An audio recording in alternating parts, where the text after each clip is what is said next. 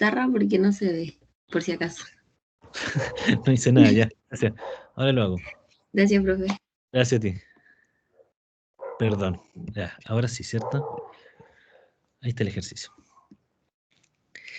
Ya, entonces como les comentaba, vuelvo atrás. Este ejercicio, ¿cierto? Que fue el que quedó planteado en la clase anterior, es un ejercicio de conservación de la energía, ¿ya? Nosotros ya dijimos que ya a partir de las clases anteriores, nosotros ya dedujimos que al igual que para el módulo 1, el comportamiento del agua a flujo libre también obviamente tiene que existir conservación de la energía, ¿ya? Que viene de un principio básico físico, ¿cierto? De que la energía se conserva, por lo tanto acá es lo mismo. Y las energías que nosotros tenemos presentes en este sistema son tres o cuatro, depende de del punto de vista que se mire. En el agua, en un escurrimiento, en un flujo de agua, en un canal, cuando yo hablo de canal me refiero a cualquier tipo de escurrimiento libre, ya dentro de una tubería, sin presión me refiero, ¿cierto? O un río de lo mismo. Yo siempre me refiero a canal. En un canal, el agua fluye gracias a las componentes del peso, gracias a la fuerza de fricción, gracias a las fuerzas turbulentas, ¿cierto? Y gracias a las fuerzas de presión. Las energías que están involucradas en el escurrimiento son la energía potencial, la energía cinética, la energía de presión. Por eso yo les digo tres, o si queremos verlas como cuatro, porque una cuarta componente es la pérdida de energía. ¿Ya? Que en estricto rigor no es una energía como tal, sino que es una pérdida de la energía que se produce debido a la viscosidad del agua y al rozamiento que se genera, ¿cierto? Dentro de la conservación de la energía, nosotros podemos decir lo siguiente. Déjenme abrir la pizarra. Acá.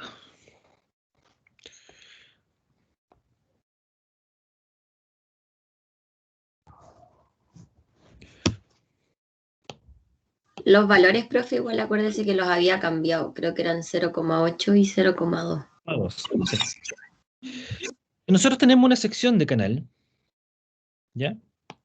Nosotros vamos a tener un cierto nivel de agua sobre él. Ahí, por ejemplo. Si nosotros, aquí lo estamos viendo el perfil longitudinal, ¿cierto? Lo estamos viendo de izquierda a derecha como un perfil longitudinal.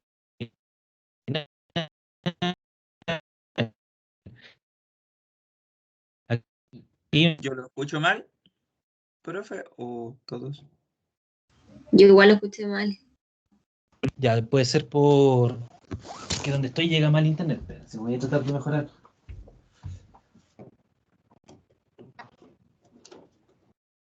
El router está en el primer piso y estoy en el segundo. Ya. Este es el perfil longitudinal, como les decía. Si vemos el perfil transversal, ¿se escucha mejor ahí? Sí, profe.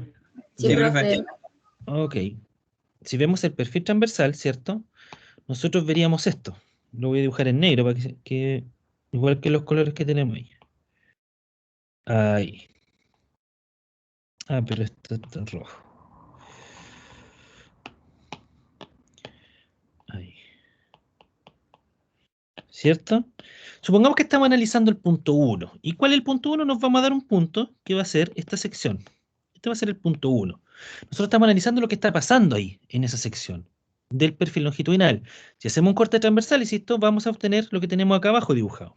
¿Ya? Acá en el punto 1, el nivel de profundidad, lógicamente, va a ser I1. ¿Ya? Por lo tanto, al llevarlo al perfil transversal, nosotros vamos a tener aquí I1. ¿Ya? Aquí estamos suponiendo que este es un canal rectangular, ¿cierto? Un canal rectangular de ancho B. ¿Ya? Luego, nosotros estamos analizando un segundo punto, porque eso es lo que a nosotros nos interesa. Nosotros, este análisis que hacemos nosotros, el análisis hidráulico sobre un canal, sobre un río, sobre lo que sea, la idea es poder comprender cómo se está comportando el agua, ¿cierto? A través de el escurrimiento, ¿cierto? Cómo se está comportando en un punto inicial y en un punto final. Cómo cambia el escurrimiento, cómo cambian las características del escurrimiento al desplazarse de 1 a 2. Porque gracias a eso nosotros después podemos proponer, diseñar, ¿cierto? Infraestructura, obras civiles. Por tanto, nosotros vamos a pasar de este punto 1 a este punto 2. No están bien hechos los dibujos, pero estamos suponiendo de que es exactamente el mismo canal, del mismo ancho, etcétera, ¿ya? Que aquí se ve como más chico. ¿Ya? Si miramos la sección transversal sería una cosa así. Obviamente aquí la profundidad pasa a ser I2, que puede ser mayor, menor, va a depender de las características del escurrimiento. ¿Ya? La tendencia, lógicamente, siempre que vaya disminuyendo la profundidad.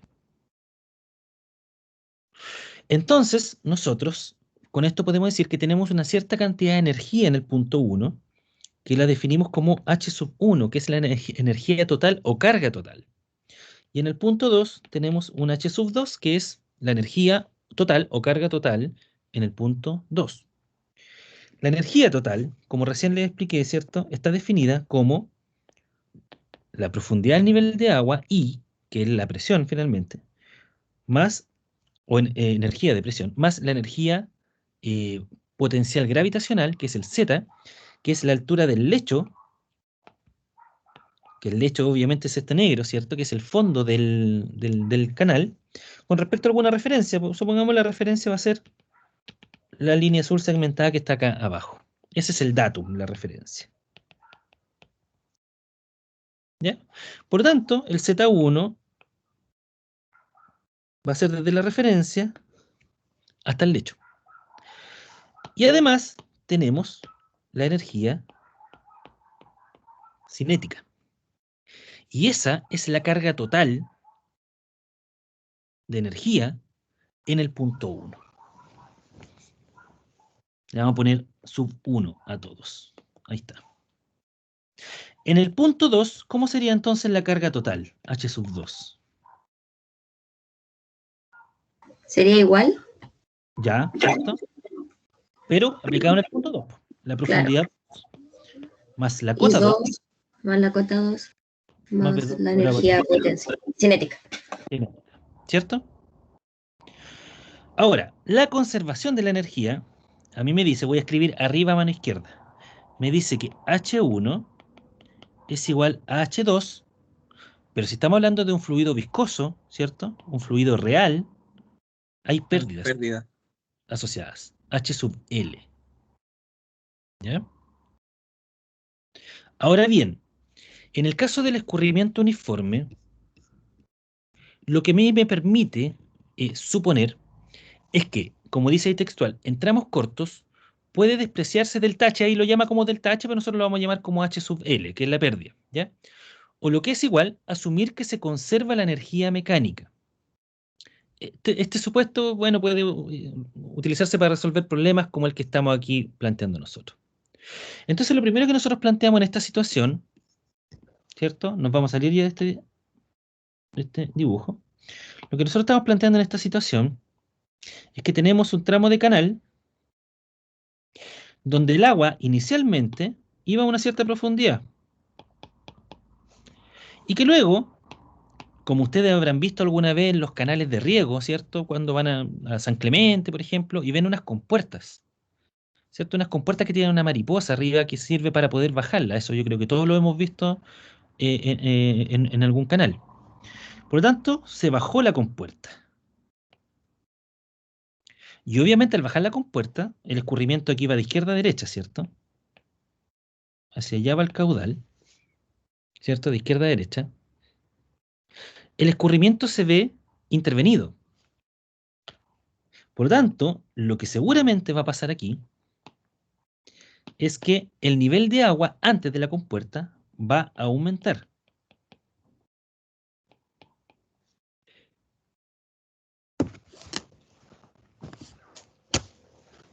Y después de la compuerta va a disminuir. ¿Ya? Esa es la situación que pasó en este problema. Ahora bien, ¿qué información te entregan del problema? Te dicen, perfecto, después de que bajó la compuerta, el nivel de agua que alcanzó antes de la compuerta es 0,8 metros, ¿cierto? Y el nivel de agua que alcanzó después de la compuerta es 0,2 metros.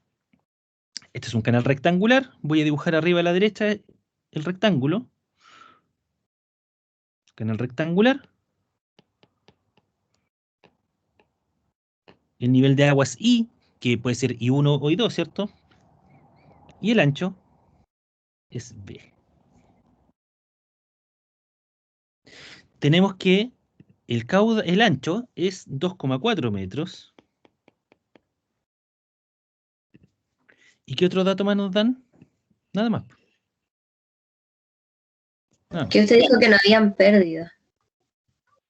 Claro, claro, porque estamos asumiendo que es un tramo corto. O sea, estamos analizando justo el punto antes de la compuerta y el punto después de la compuerta. Entonces ahí puede ser, no sé, por ejemplo, una distancia de 1 metro.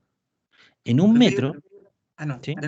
dale nomás, después. En 1 metro de distancia, ¿cierto? De análisis. O sea, supongamos que estamos analizando nosotros el punto 1. Vamos a suponer que es acá. Con negro. Que aquí está el punto 1, ¿cierto? E inmediatamente después de la compuerta está el punto 2. Entonces supongamos que no sé, que hay 1 metro, 2 metros, da lo mismo, pero es un tramo muy corto entre ambos puntos. Entonces ahí se producen dos fenómenos.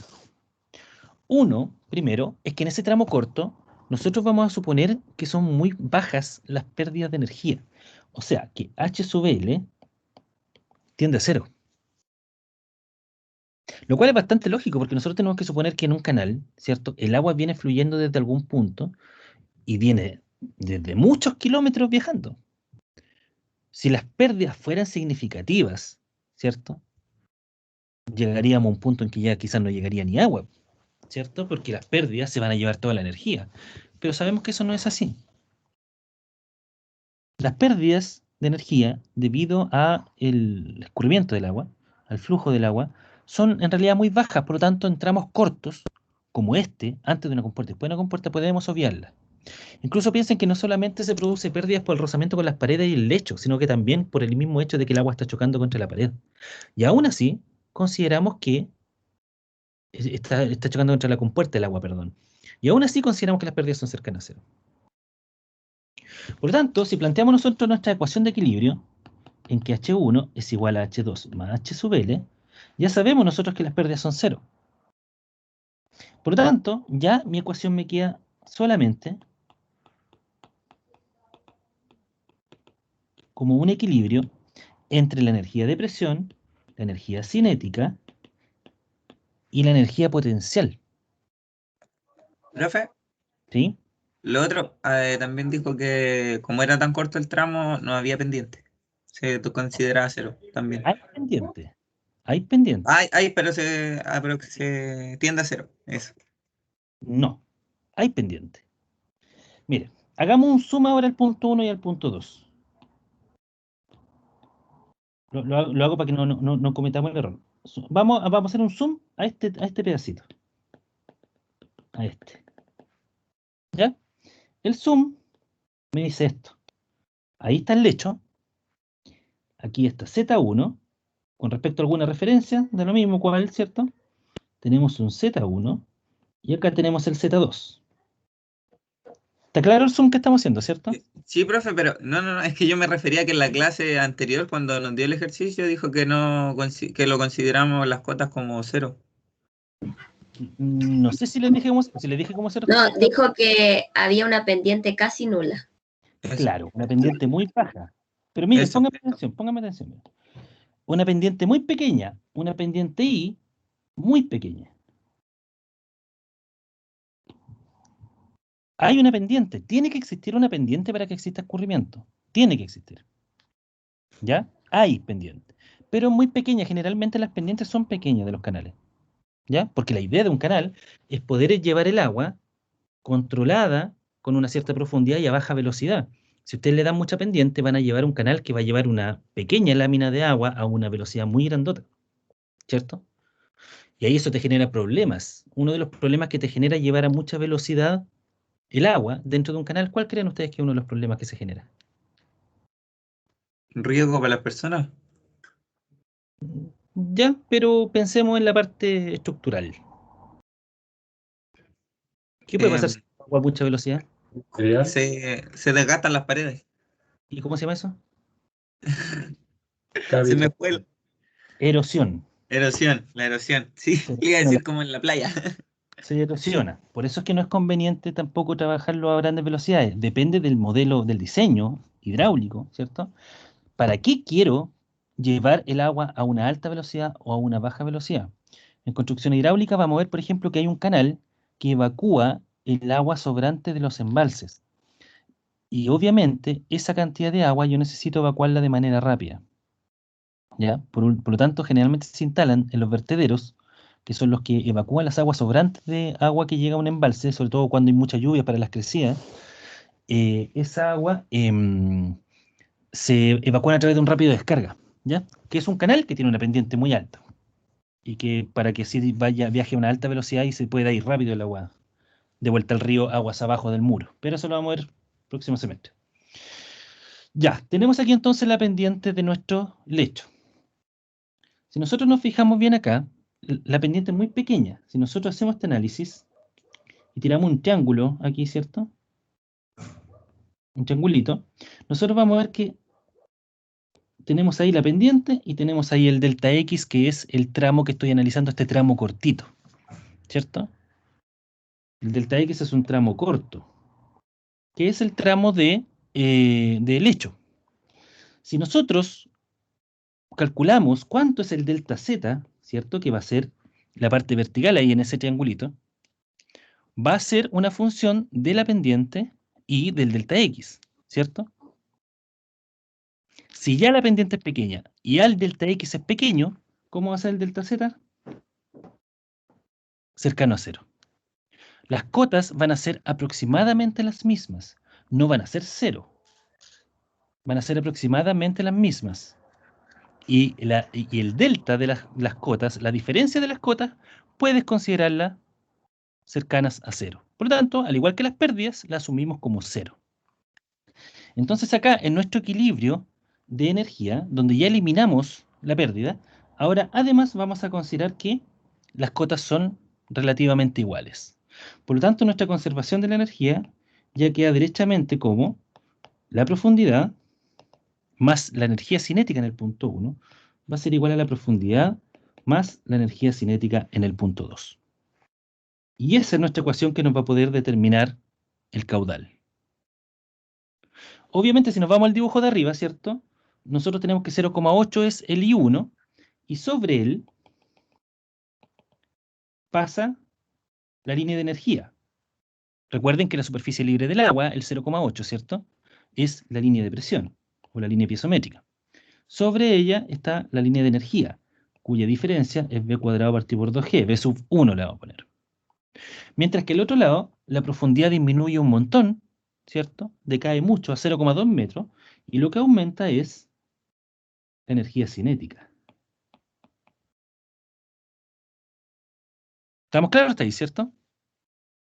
Sí, profe. Sí, profe. Ya, perfecto. Tenemos entonces nuestra ecuación, esto ya no nos sirve, ya hicimos el análisis hidráulico del problema, ya tenemos nuestra ecuación, ahora hay que ponernos a desarrollarla. I1 más B1 al cuadrado partido por 2G es igual a I2 más B2 al cuadrado partido por 2G. 2G.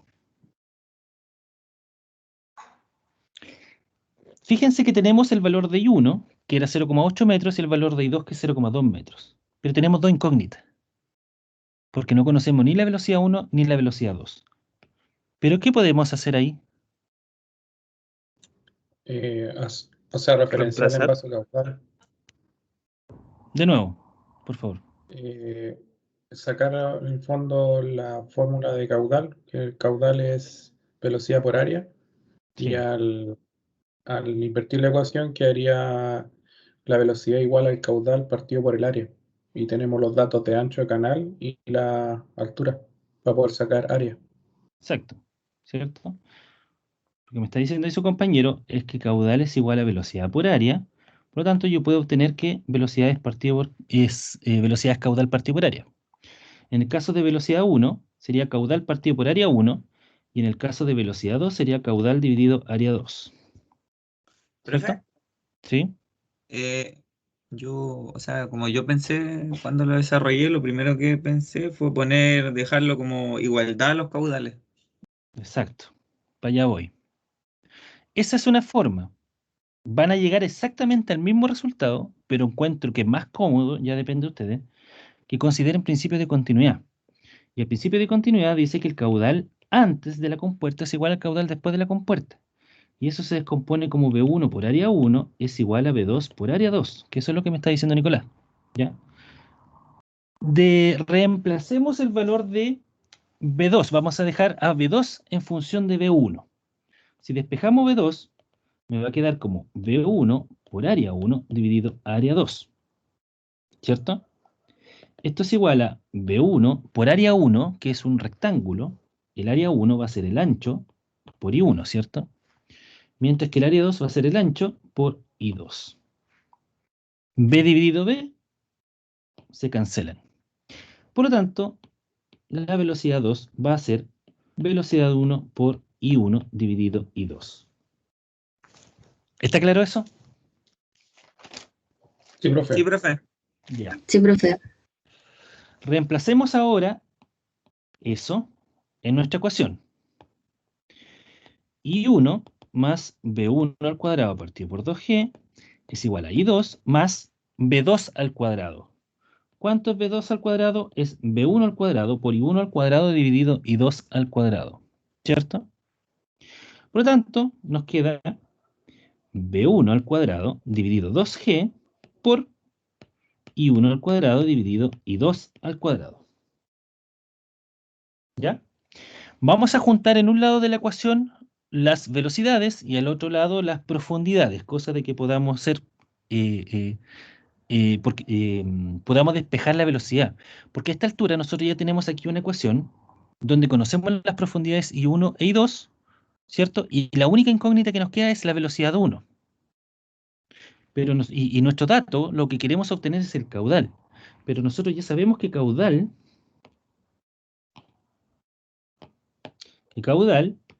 es igual a velocidad por área. Por lo tanto, obteniendo el valor de velocidad 1, el caudal lo vamos a obtener simplemente como V1 por área 1. Y ya tenemos el área. O sea, solamente necesitamos obtener el valor de V1. Y ya tenemos nuestra ecuación para determinar el V1. Ya el resto ya es matemática. Juntemos V1 a la izquierda. Me queda V1 al cuadrado dividido 2G. Pasamos restando, ¿cierto? El V1 cuadrado del otro lado. Me queda V1 al cuadrado partido por 2G por I1 al cuadrado dividido I2 al cuadrado. Y eso va a ser igual a I2 menos I1. Factor común, velocidad al cuadrado partido por 2G. Factor de 1 menos I1 al cuadrado partido por I2 al cuadrado. Y eso igual a I2 menos I1. Esto que voy a hacer ahora es un arreglo matemático. Como yo les comenté anteriormente, a mí me gusta harto trabajar con las letras, se me hace más fácil. Entonces, lo que puedo hacer acá, B1 al cuadrado dividido por 2G, paso el I2 al cuadrado multiplicando el 1, me queda I2 al cuadrado menos I1 al cuadrado dividido I2 al cuadrado, ¿cierto? Y eso es igual a I2 menos I1. ¿Ya? I2 al cuadrado menos I1 al cuadrado es lo mismo que decir I2 menos I1 por I2 más I1.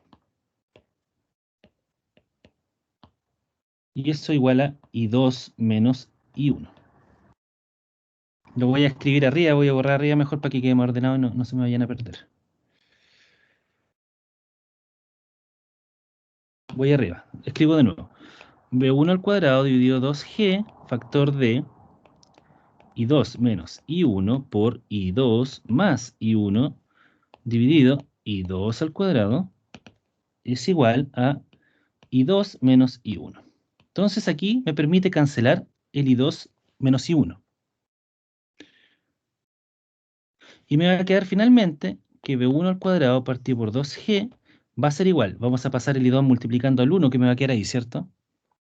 Me va a quedar I2 al cuadrado dividido I2 más I1. B1 será entonces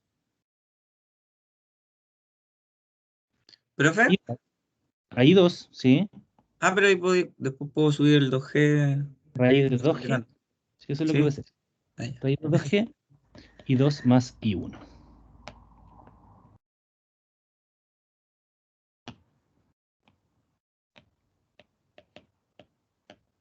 ¿Dudas?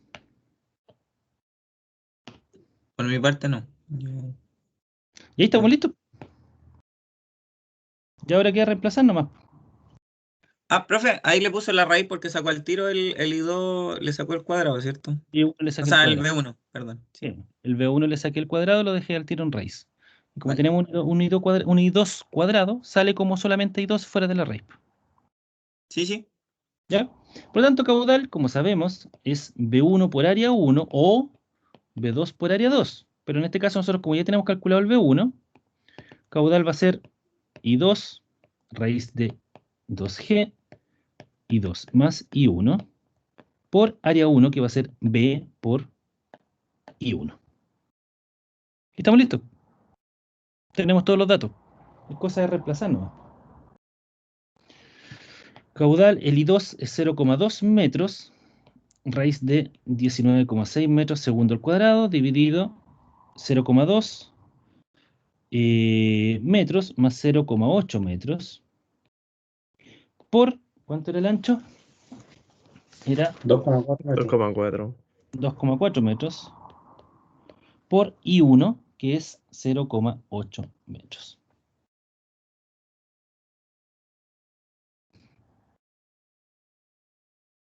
Me está sobrando una M aquí, ¿o no? Ah, no, está bien, pues. A ver. Velocidad por área. Caudal. Siento que me está sobrando un...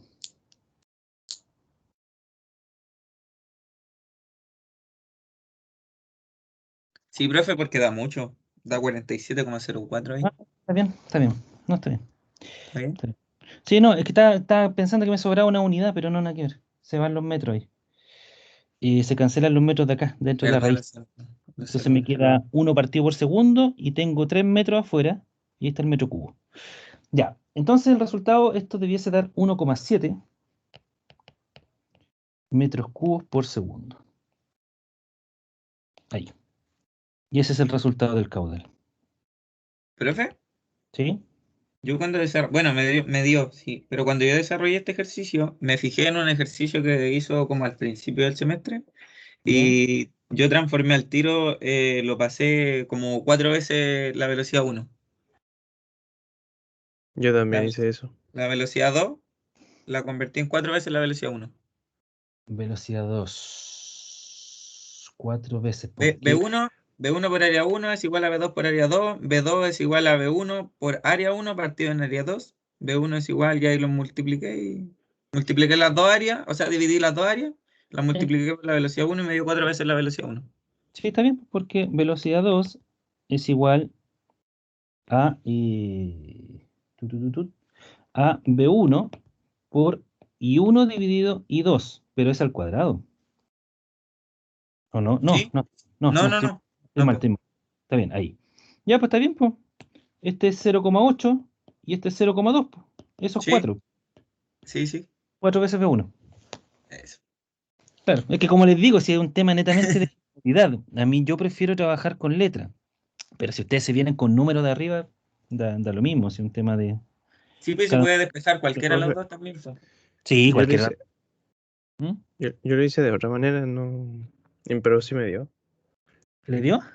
Tipo, dejé y1 menos y2 igual a velocidad 2 al cuadrado partido 2g menos velocidad 1 al cuadrado partido 2g. Y ahí reemplacé solamente y me dio. Pero, ¿y la otra velocidad? ¿Cuál otra velocidad? La B1. Sí, pues dije y1 menos Ya. y2 es igual a velocidad 2 al cuadrado partido 2g menos velocidad 1 al cuadrado partido 2g. De nuevo. Y1 menos I2 es igual a... Sí, y velocidad 2 al cuadrado partido 2g menos velocidad 1 al cuadrado partido 2g. Pero si eso es lo que hicimos, pues. Ya, pero yo le digo que yo reemplacé, no me gusta trabajar con la letra a mí. Ah, Prefiero trabajar con los números. sí, claro, sí da lo mismo, po. No es lo mismo, yo me acomodo más con el tema de letras. Pero claro, aquí usted tiene dos incógnitas, velocidad 2 y velocidad 1. Tenía que eliminar una. Y en este caso, velocidad 1 era 4 veces velocidad 2, ¿cierto? ¿Así era? Sí. Y 1 partido y 2, sí.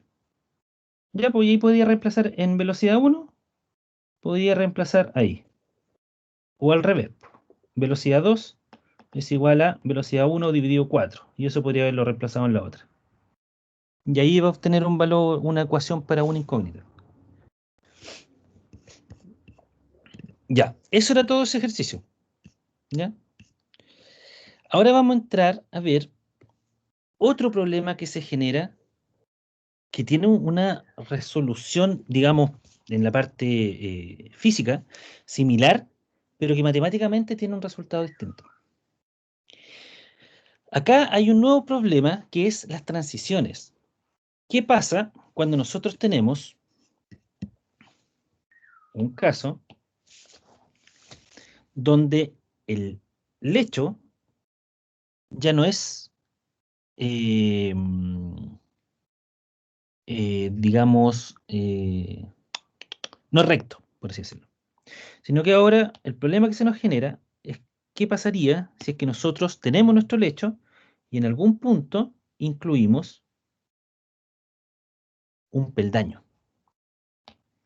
Después la idea es que siga con la misma pendiente.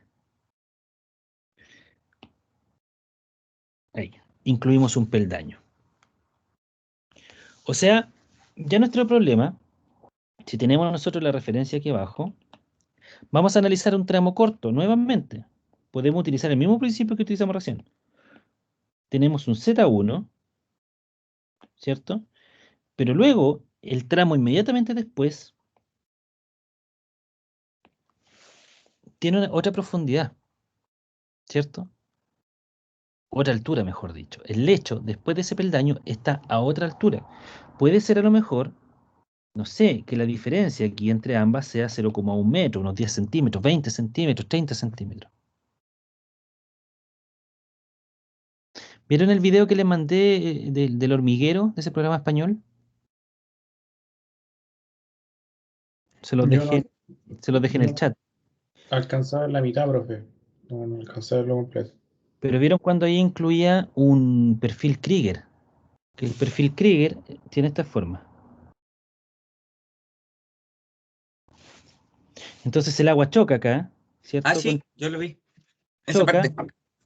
luego aumenta y aquí se transforma en una laminita de agua. Queda como ¿Cierto? una cascada. Exacto, ahí. Y acá tiene una altura I2, pequeño. Obviamente aquí está el lecho.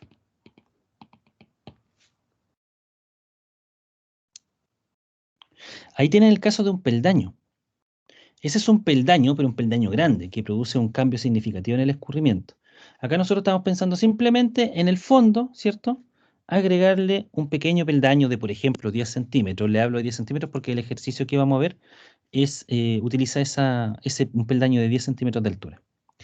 Entonces, ¿qué es lo que pasa acá? Acá ya nuestro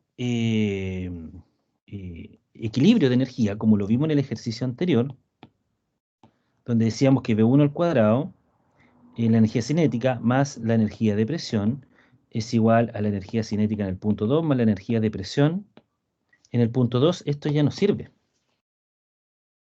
porque ya el principio que nosotros utilizamos, donde dijimos que el tramo, en un tramo corto a una pendiente baja, podríamos decir que las cotas del lecho son aproximadamente las mismas, ¿cierto? Nosotros dijimos que esto funciona cuando Z1 es aproximadamente Z2, pero aquí ya Z1 no es aproximadamente Z2.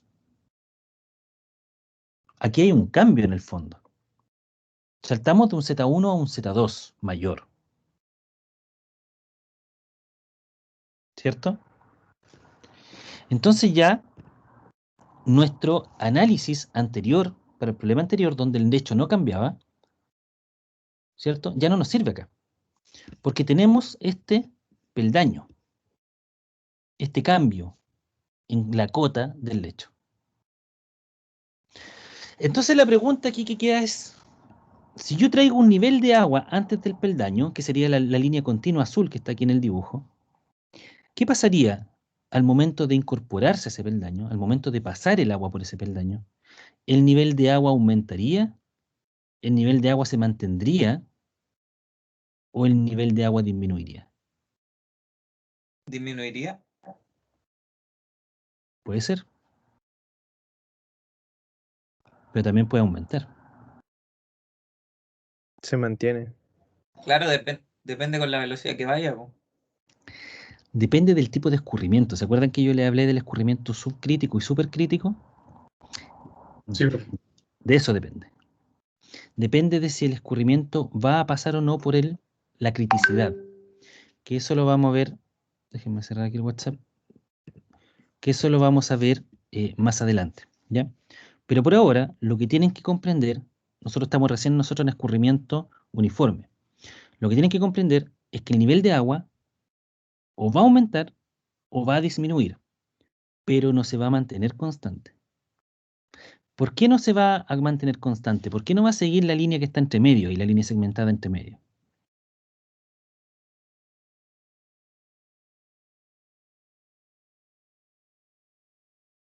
¿Por qué creen Profe, ustedes? ¿me puede repetir la pregunta? Porque hay un cambio de caudal, o sea, de velocidad. Le pregunta de nuevo y retomo su respuesta, Fernanda. Aquí hay tres opciones.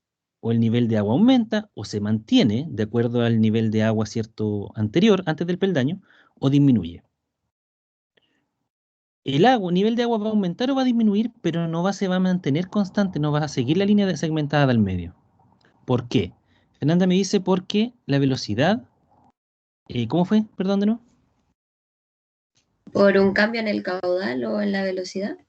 Principio de continuidad, el caudal nunca cambia. Ah, ok. Entonces puede ser la velocidad que cambie, donde hay un peldaño. ¿Por qué va a cambiar la velocidad? Porque un cambio brusco en el sentido del agua.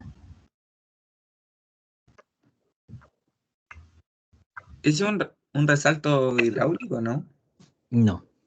¿No? Un resalto Pero, profe, hidráulico, ¿sí? ahí en la curvita, justo en la curvita, ahí se puede generar como un remolino, po, ¿no? No, Con la depende, pérdida. depende, Ah, ya. depende. Depende nuevamente del tipo de escurrimiento. No quiero que se metan mucho en ese tema, pero los que vieron el video del hormiguero, del español, y no sé si vieron la parte de la canoa, cuando quedaba atrapada en un remolino que se producía ahí. Por eso le decía esa parte yo, po. Pero eso depende del tipo de escurrimiento que traigo antes. Ese remolino que usted dice es un resalto hidráulico. Y el resalto hidráulico solamente se produce cuando yo vengo de un escurrimiento supercrítico y paso a uno subcrítico. Eso lo vamos a ver después, así que no se calienten en la cabeza ahora. ¿Ya? El escurrimiento supercrítico es cuando yo traigo un torrente, cuando traigo una baja profundidad y altas velocidades. Y pasa por algún control, como por ejemplo las piedras que aparecen en ese video, o este mismo peldaño, pasa a ser un régimen subcrítico. O sea, alta profundidad, baja velocidad. Ahí se produce esa pérdida localizada de energía, que son los remolinos que ustedes vieron, y es que es donde quedan atrapados la canoa. ¿Ya? Analicémoslo, antes de dar respuesta a eso. Para poder analizar este problema, tenemos que mirarlo de otra forma. A diferencia de lo que vimos anteriormente en el ejercicio anterior, donde decíamos que los z eran los mismos, ¿cierto? Ahora, como los z cambian, la forma de ver este problema será considerando la energía específica. Y ese es un concepto nuevo que vamos a trabajar, ¿ya? Nosotros ya hemos hablado de la energía mecánica, de la energía total o carga total, que es la suma de las tres componentes de energía, ¿cierto? Y ahora vamos a hablar de la energía específica. Y la energía específica se denota con la letra E. Y la energía específica queda definida como la profundidad del nivel de agua más la energía cinética. fíjense que no considera la energía potencial gravitacional, el Z, la cota, no la considera. O sea, solo está considerando, si nosotros tenemos aquí nuestro canal, tenemos aquí nuestro nivel de agua, y la línea segmentada de arriba es la línea de energía, ¿cierto? B cuadrado partido por 2G. Esta es la profundidad, y aquí abajo está la referencia. Entonces me está diciendo aquí que yo lo que necesito considerar ahora es la energía específica, que la energía específica es la energía de presión más la energía cinética. Y no está considerando la cota. ¿Qué es entonces la energía específica? Viendo esto.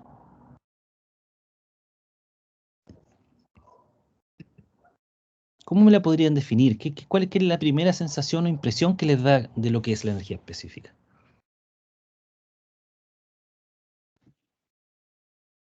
¿A alguien se le ocurre qué puede ser?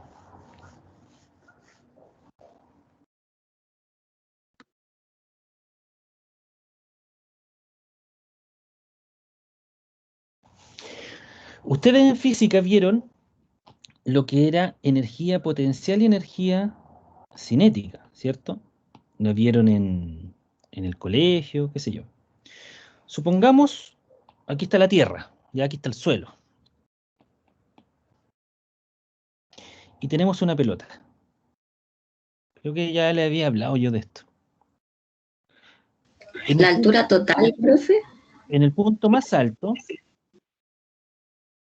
que tenemos una altura h, la energía cinética en el punto más alto es 0, porque no hay velocidad. Y la energía potencial, que es mgh, es máxima. Luego empieza a caer la pelota, empieza a adquirir velocidad a través de la aceleración, ¿cierto? Supongamos que ahí llega la pelotita y está a una altura 3/4 de h. Aquí la energía cinética toma relevancia, que es un medio de masa por velocidad al cuadrado. La velocidad que tenga en ese 1/4 de h que alcanza a avanzar. Da lo mismo que valor de velocidad. Y la energía potencial, por otra parte, va a ser igual a 3/4 de mgh, ¿cierto? Porque ahora está a una altura de 3/4 de h. O sea, la energía potencial disminuye. Oh, no sé, ya, me quedó horrible, no importa. Mientras que la energía cinética aumenta. Conservación de la energía. En física lo vieron. La energía cinética, a medida que aumenta, disminuye en energía potencial y viceversa. La energía potencial en sí no es una medición de la energía que tiene un cuerpo. Es una, no sé si la palabra es estimación, pero es a lo que va a llegar la energía medible del cuerpo. ¿Cuál es la energía medible de la pelota? La energía cinética. Va a llegar un punto donde la pelota va a llegar justo en el instante antes de tocar el suelo, donde la energía cinética va a ser máxima. Y la energía potencial va a ser 0. Y la energía cinética en el suelo va a ser igual a la energía potencial cuando la altura era máxima. ¿Se entiende eso, cierto? Eso ustedes lo vieron en física. Sí, profe, es como se refiere a que, o sea, en este caso tendríamos que contabilizar la altura, que sería energía más la velocidad. O sea, estamos hablando del nivel O de sea, agua. Aquí yo estoy sí, aquí yo estoy hablando de energía cinética y energía potencial. Y la energía potencial para un canal es la cota es Z. como la energía con el peso, así. Esa es la cota. Esa es la energía potencial. Entonces, yo acá no estoy considerando la energía específica la energía potencial. ¿Por qué? Porque la energía potencial, insisto, es una cuantificación de cuánta energía va a adquirir en algún momento el agua. Ahora ya no estamos hablando de pelota, estamos hablando de agua. ¿Cierto? Pero es una energía que en algún momento va a existir, aguas abajo, en algún punto. Cuando llegue a la cota Z0, va a alcanzar a esa energía potencial. No es una energía en sí del agua. Entonces, ¿qué es la energía específica?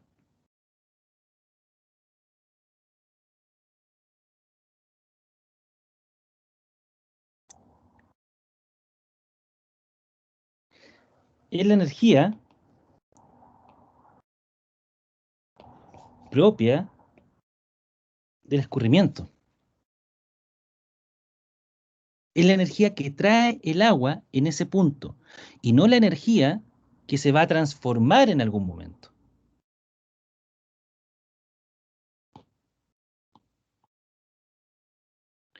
¿Cuánto es la energía propia de la pelota en el punto más alto?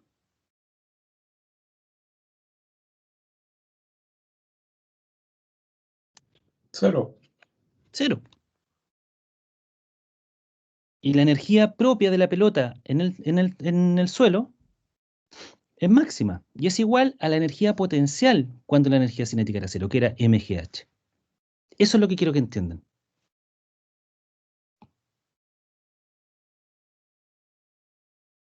¿Cierto? La energía propia de la pelota al inicio es 0, pero cuando llegue abajo va a ser máxima, que es igual a la energía potencial en el punto más alto. ¿Se entiende? La palabra potencial, de hecho, es la energía que potencialmente en algún momento va a adquirir la pelota. Acá pasa lo mismo con el agua. Pasa exactamente lo mismo.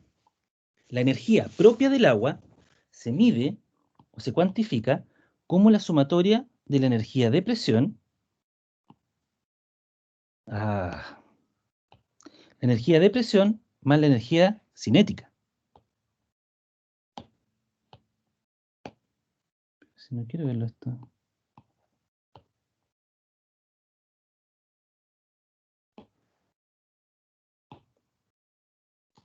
Ahí sí. Ahí. Esa es la energía propia del agua, la energía que el agua lleva en ese momento. Si usted estuviera en un aparatito ahí para medir energía, como un océano, un cable, usted mete el cable en el agua y les va a medir esa energía. Porque esa es la energía propia que lleva el agua. Por eso se llama energía específica. ¿Ya? Entonces el problema se transforma aquí en el problema de la Z, ¿cierto? Aquí las cotas ya no son iguales. Por lo tanto, voy a tener que incluirlas en el análisis. Si yo digo que la energía específica es igual a la profundidad más la energía cinética, entonces ¿cuánto vale H en función de la energía específica? ¿Cuánto vale la carga total?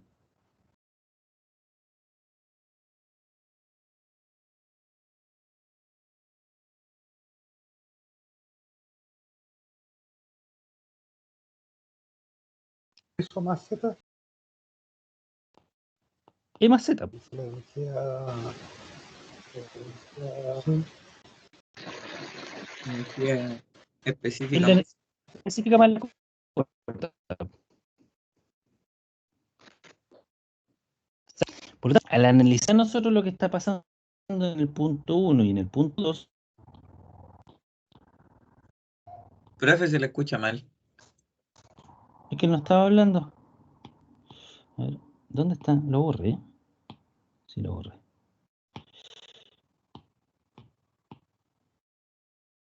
Ya. Entonces, voy a borrar acá.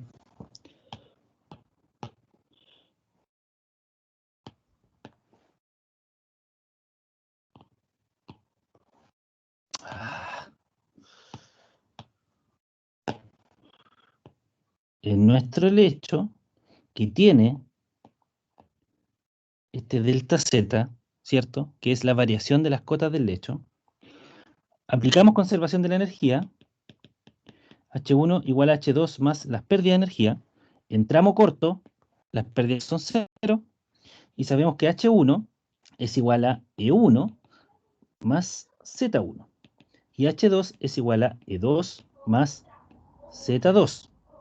Por lo tanto, E1 es igual a E2 más delta Z. Z2 menos Z1.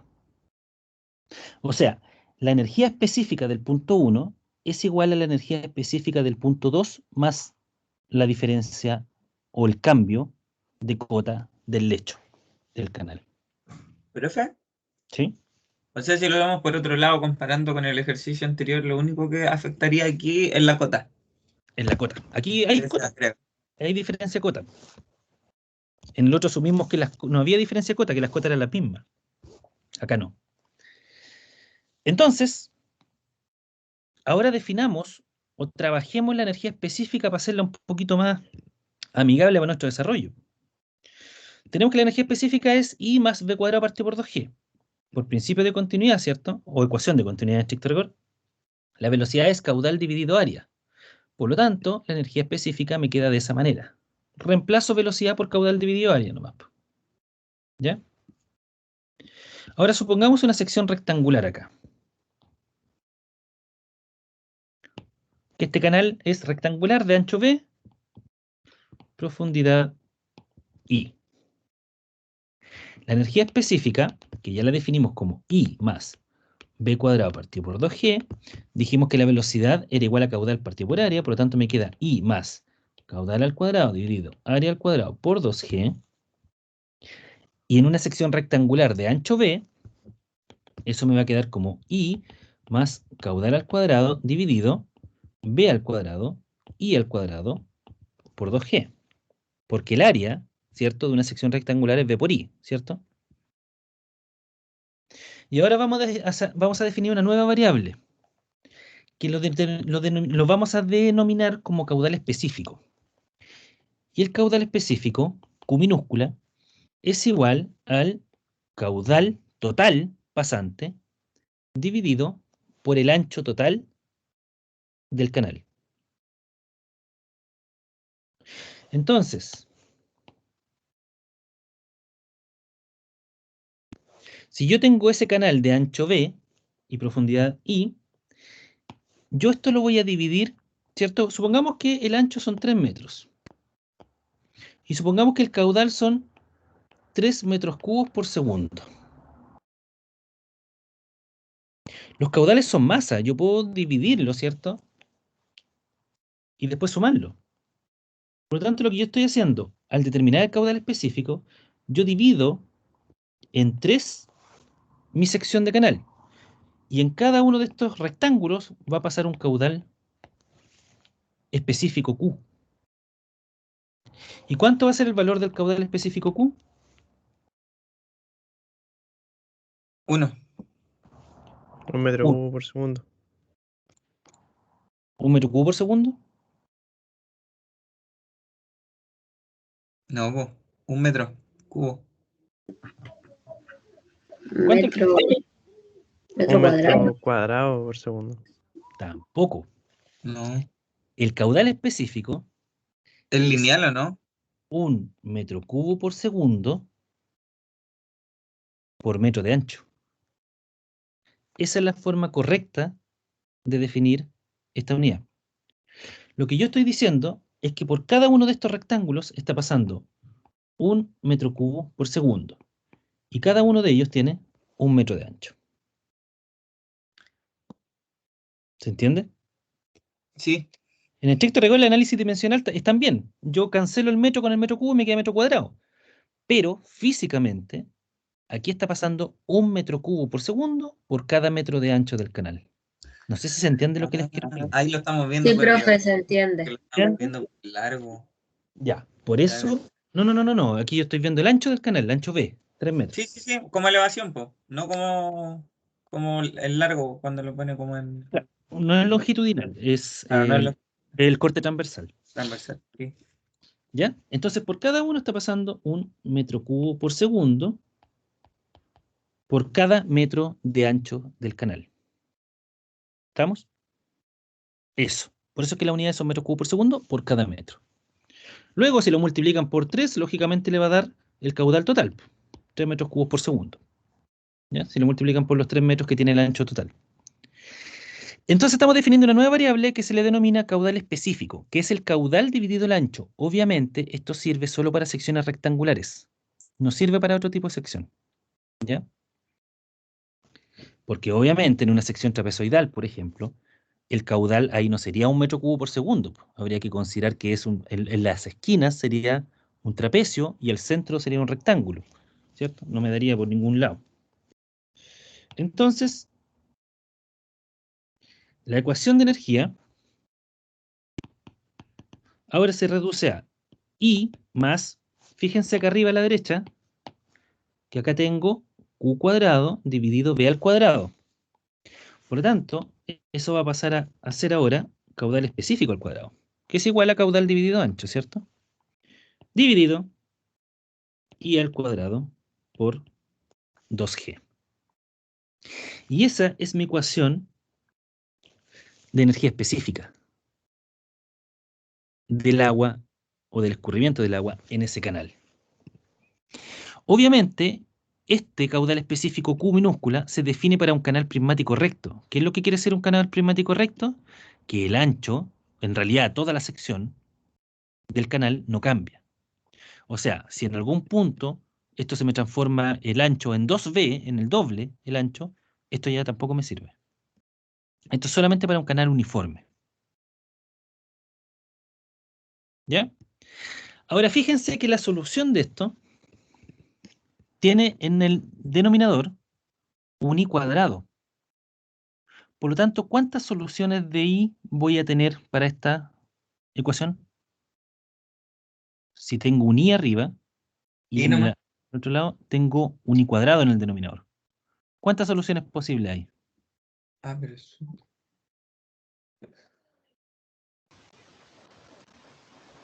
2. 3. 3, pues si es suma. 3. Ese I cuadrado, si yo lo paso multiplicando al I de acá, me va a quedar un I cubo. ¿Sí o no? Sí, profe. Entonces, al tener un I cubo, yo tengo 3 soluciones posibles. ¿Ya? Y de esas 3 soluciones posibles, yo voy a tener 2 positivas y una negativa. ¿Ya? Ahora bien, si yo hago un gráfico de profundidad versus energía específica para poder dibujar cómo es el comportamiento de mi cauce para distintas alturas, porque a mí, ¿qué me permite esta ecuación de E igual I más Q minúscula al cuadrado dividido I cuadrado partido por 2G? Me permite probar para un canal, un cierto problema, distintos valores de Y. Y voy a obtener el valor de la energía. O sea, imagínense lo interesante de eso, que si yo hago mi gráfico,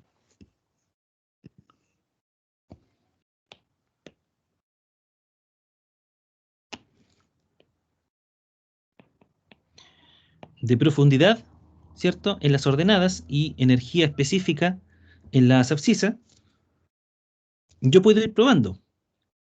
Para un cierto valor de I, yo voy a tener un cierto valor de energía, ¿cierto? Voy a reemplazar aquí en mi ecuación y para un cierto valor de I yo voy a tener un cierto valor de energía. Voy a probar para otro valor de I. Y para otro valor de I menor, voy a tener otro valor de energía. Y así puedo probar infinitos valores. Y probando infinitos valores de I, lo que yo voy a obtener es una curva así.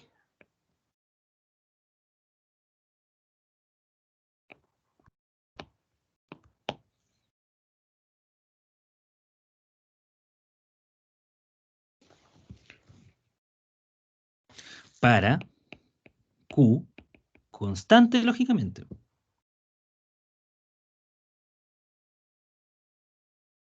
¿Ya? Si nos vamos a este caso, ¿cierto?, del canal que nosotros calculamos arriba, para un caudal Q, caudal específico Q, de 1 metro cubo por segundo por cada metro.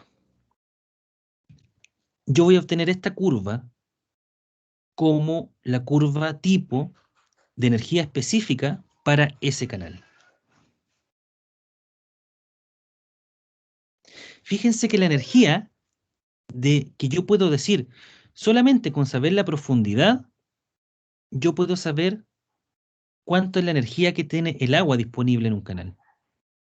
Si el caudal es constante, váyanse a la ecuación de energía que está acá encerrada en el rectángulo. Si el caudal específico es constante, si yo nunca cambio el caudal, con el hecho de solamente cambiar la profundidad del nivel de agua, yo puedo saber qué energía va a tener el agua. Supongamos que yo quiero utilizar esta energía para hacer, no sé, por ejemplo, voy a hacer un ejemplo un poco loco, para generar energía hidroeléctrica. ¿Qué es lo que necesito yo de la energía para generar hidroeléctrica? ¿Qué es lo que me conviene a mí como empresa? ¿Cómo debe ser esa energía?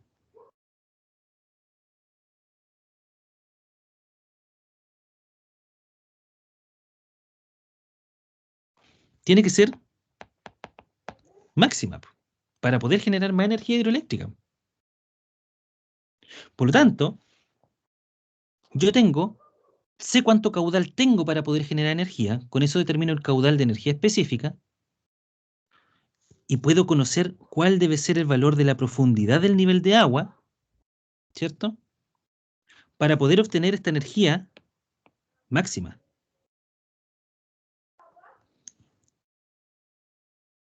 ¿Y cómo yo regulo la profundidad? ¿Cómo puedo regular la profundidad en ese canal? ¿Cómo puedo regular la profundidad del nivel de agua?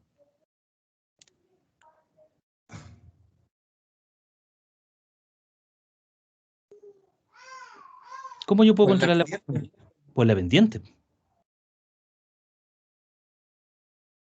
Por la pendiente. Si yo le doy menos pendiente, voy a tener mayor altura. Depende, po. Depende. ¿Cómo obtengo esa energía máxima, po? ¿Qué nivel de profundidad necesito? Y ese nivel de profundidad yo lo manejo con la pendiente del canal. Entonces, así yo hago mi diseño. Así se hacen los diseños de ingeniería. Así determino qué pendiente tiene que tener el canal para que tenga cierta profundidad del nivel de agua para un cierto caudal y con eso que me maximice la energía disponible del agua. Eso es diseño hidráulico. Eso es ingeniería. ¿Estamos? Ya, volvamos a lo nuestro. Entonces, si yo pruebo distintos valores, voy a tener esa curva, que finalmente es la curva que tenemos acá.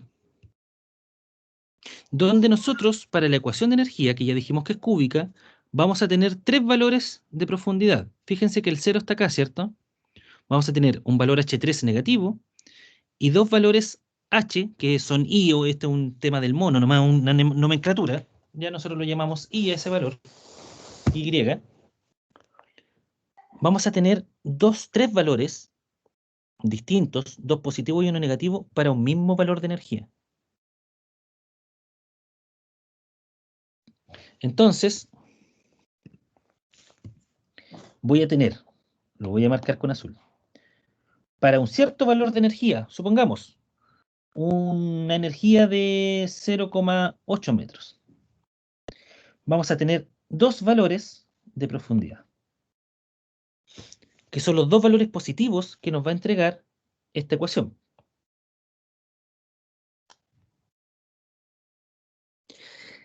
Eso es otra cosa importante. Significa que yo puedo llevar el agua a 2 profundidades distintas para obtener un mismo valor de energía.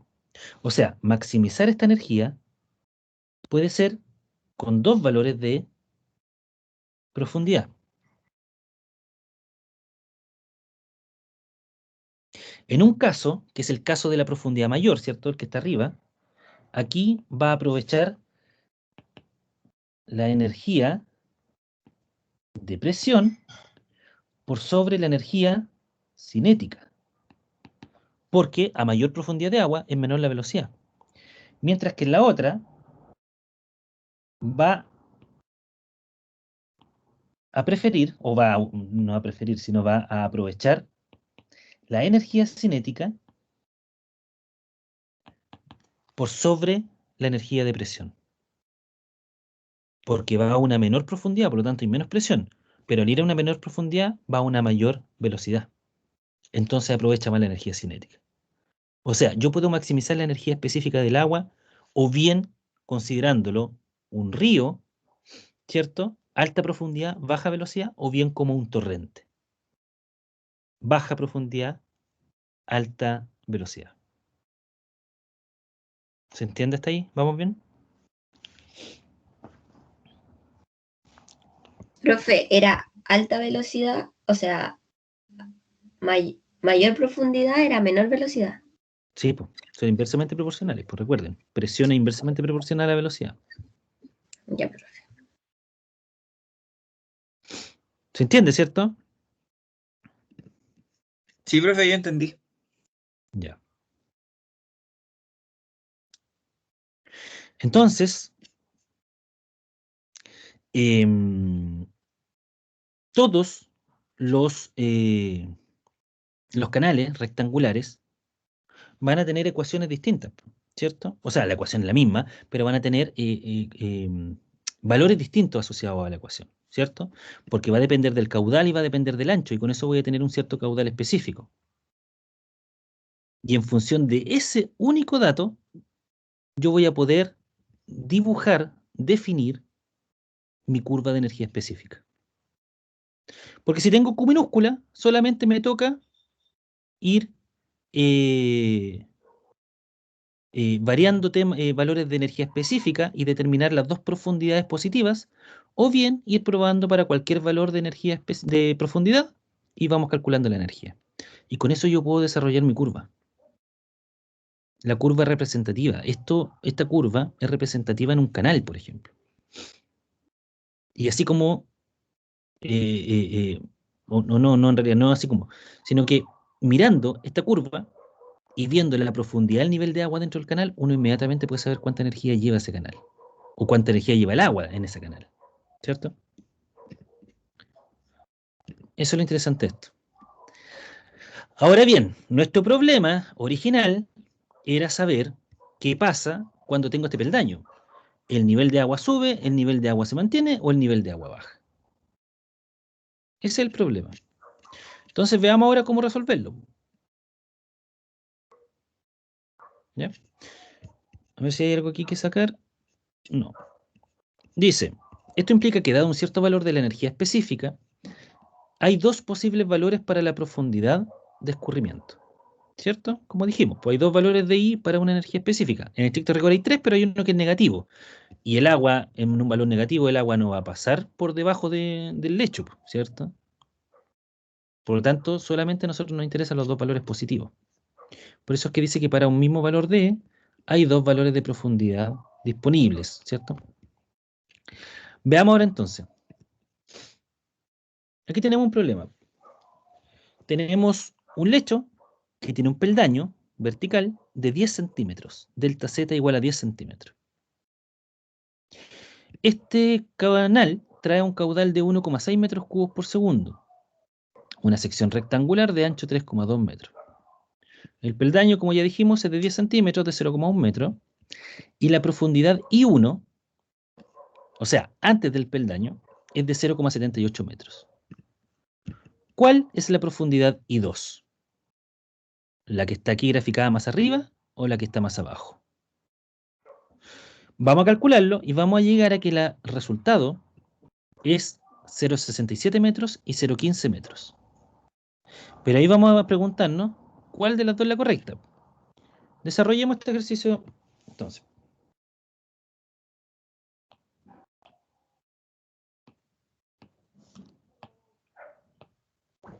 Vamos bien, ¿cierto? ¿Me están cachando? Sí, profe. Sí, vamos más, profe. Yo creo que con el ejercicio queda un poquito más claro. Ya, vamos. Caudal 1,6 metros cúbicos por segundo. ¿Dónde está? ¿Por qué se me desapareció la pantalla? Ahí está. 1,6 metros cúbicos por segundo. Ancho 3,2 metros. Sección rectangular, delta Z igual a 10 centímetros, ¿cierto? 0,1 metro. Entonces lo que me está preguntando aquí en este problema es ¿cuál es la profundidad I2? Planteemos entonces la ecuación de equilibrio de energía. H1, que es la carga total, es igual a H2 más H sub L. ¿Ya? Si consideramos un tramo corto, implica que H sub L es aproximadamente 0. Por lo tanto, la energía o carga total H1 es igual a la carga total H2.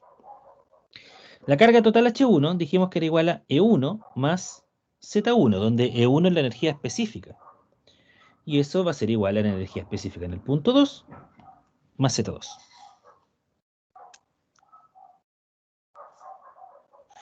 Ahora bien, nosotros no tenemos el valor de Z1 ni el valor de Z2, pero sí tenemos el delta Z, el Z2 menos Z1, ¿cierto? Por lo tanto, pasamos el Z1 para el otro lado y me queda que la energía 1 es igual a la energía 2 más delta Z. La energía específica, para ambos casos, es I más caudal específico al cuadrado, dividido I al cuadrado por 2G. Por lo tanto, si llevamos esto a nuestra ecuación, ¿cierto?, de equilibrio de energía, nos va a quedar I1 más Q al cuadrado dividido I1 al cuadrado por 2G es igual a I2 más Q al cuadrado dividido I2 al cuadrado por 2G más delta Z. ¿Estamos bien hasta ahí? Sí, profesor. Sí, profesor. La energía específica 1 es antes del peldaño, o sea, I1. O sea, asociado a I1. Y la energía específica en 2 es después del peldaño, o sea, asociado a I2. ¿Cierto? Dale con abrir ese. Por eso, aquí tenemos la energía específica, E1. Aquí tenemos la energía específica E2. Y aquí tenemos el delta Z, ¿cierto? Que es lo que nosotros hicimos acá arriba. ¿Ya?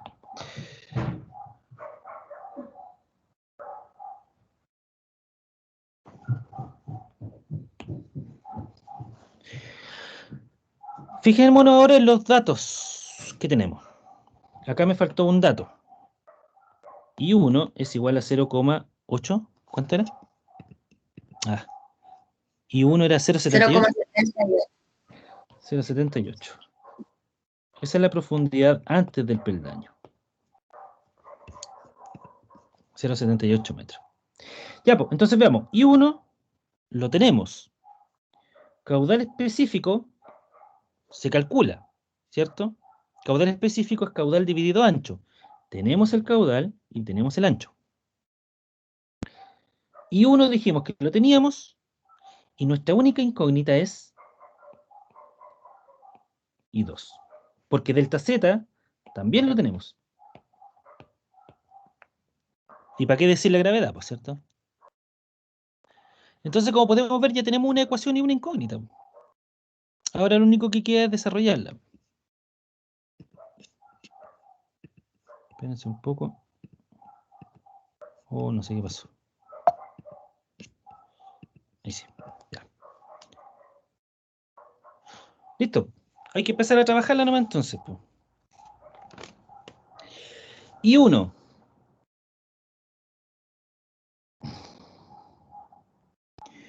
I1. 0,78 metros.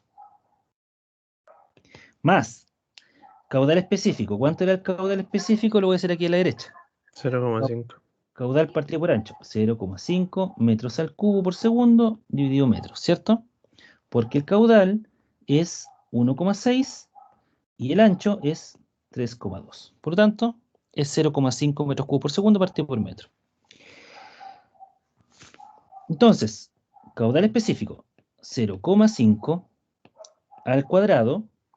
Y vamos a sacar las unidades por única vez para que vean, hagan el análisis dimensional, porque yo siempre considero que el análisis dimensional ayuda bastante para no cometer errores. Muchas veces, y les pasó a ustedes y les pasa a todos siempre, que no elevan algo al cuadrado y les jode todo el ejercicio para adelante. Y de repente cuando uno hace el análisis dimensional, uno inmediatamente se da cuenta del error, porque se da cuenta que las unidades no coinciden. Si uno aquí tiene que sumar peras con peras y manzanas con manzanas. Si el 0,78 está en metro, el más q cuadrado dividido i al cuadrado por 2g también tiene que darle en metro. Entonces el 0,5 como está al cuadrado me va a quedar metro a la sexta, segundo al cuadrado, dividido metro al cuadrado, ¿cierto? Dividido 0,78 al cuadrado metros cuadrados por 19,6 metros segundo al cuadrado. Hagamos el análisis dimensional al tiro, para ver que estamos bien. Metro al cuadrado se va con el metro a la sexta y me queda la cuarta. Segundo al cuadrado se va con el segundo al cuadrado de acá abajo.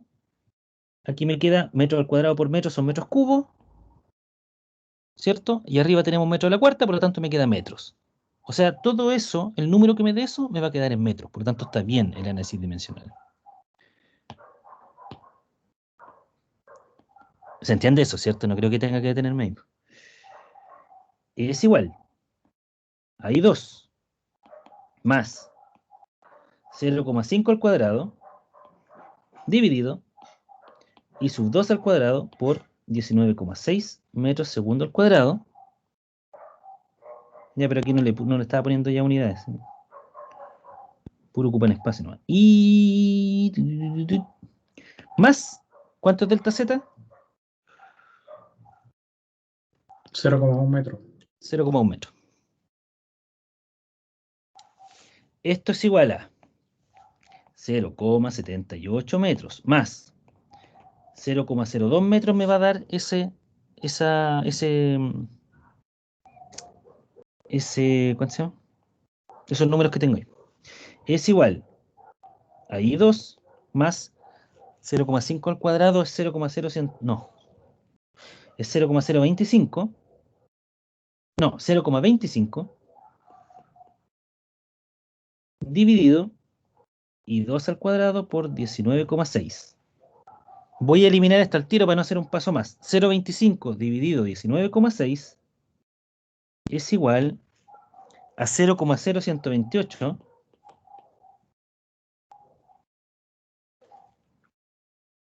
Sí, profesor. metros cubos dividido I2 al cuadrado. ¿Cierto? Ahí en metros cubos se me van a ir con los metros cuadrados del I2 al cuadrado, ¿cierto? Y ahí me quedan metros. Más 0,1 metro.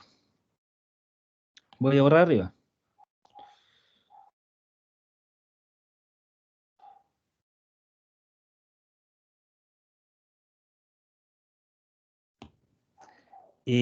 Abajo me queda 0,8 metros.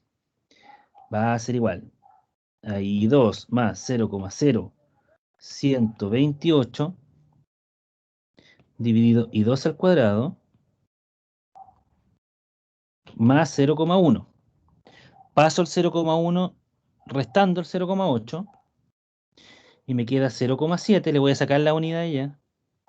Es igual a I2 más 0,0128 dividido I2 al cuadrado.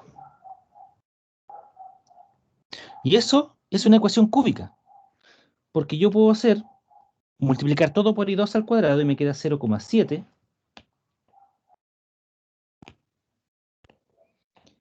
I2 al cuadrado igual a I2 al cubo más 0,0128. O que es lo mismo, para hacerlo de manera ordenada, que decir, todavía no le aparece en sus pantallas, voy a esperar un poco.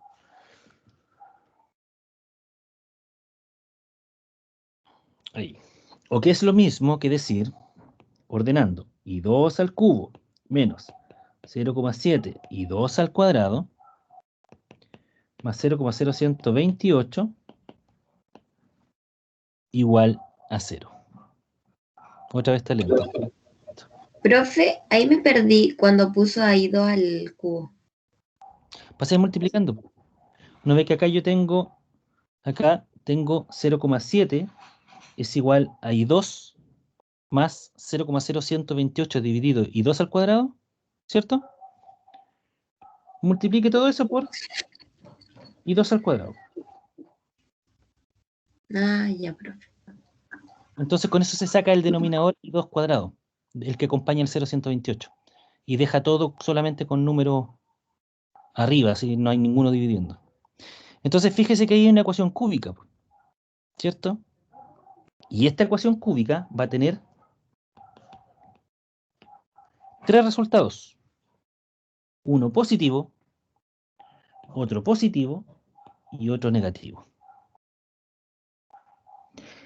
Los dos valores positivos de I2 van a ser 0,67 metros y 0,15 metros. El negativo no lo tengo, así que no lo sé.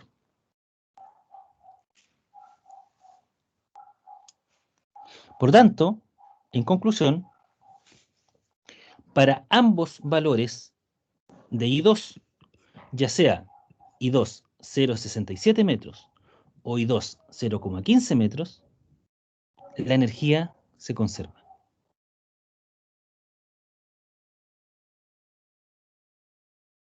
¿Dudas? Yo sigo sin entender el I cubo. el I cubo. Lo hago de nuevo. Hasta ahí. ¿Estamos bien? El 0,7 igual a I2 más 0,0128. Ya, pues, multiplique por I2 al cuadrado. Todo lo vamos a multiplicar por I2 al cuadrado, ¿cierto? Con eso le va a quedar 0,7 I2 al cuadrado igual a I2 por I2 al cuadrado, I2 al cubo, y 0,0128 dividido I2 al cuadrado por I2 al cuadrado es solamente 0,0128. Ya. Ahí está, po. Después lo Pero, o sea, entiendo eso, pero ¿por qué por I al cuadrado? ¿Por qué no por otro número? ¿O eso específicamente para eliminar la fracción? Es para eliminar este, po. ¿Solo para eso? Sí, po, para que queden todos arriba nomás, po. Ah, ya. Si quiere, meta Entonces sí entiendo. sí, pues si quiere puede meter esta ecuación a la calculadora, po. Le va a entregar los mismos resultados. Exactamente lo mismo, es un tema de que quede más bonito, más presentable, así nomás, pues como quedan todos los números ahí arriba, por así decirlo, ¿cierto? No hay ninguno en denominador. Eso nomás, no tiene ninguna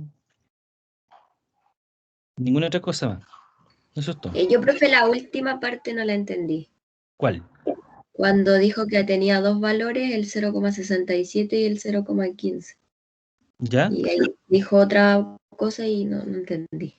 ¿Por En qué conclusión, esos dos valores? no, porque a partir de esta ecuación cúbica salen tres valores, dos positivos y uno negativo. El negativo es X, da lo mismo, no lo sé y no importa porque no sirve de nada. Pero los dos valores positivos son 0,67 y 0,15. Esos son los dos valores positivos de I2. Y en conclusión, para ambos valores positivos de I2, la energía específica, o no, en realidad la energía total, perdón, se conserva.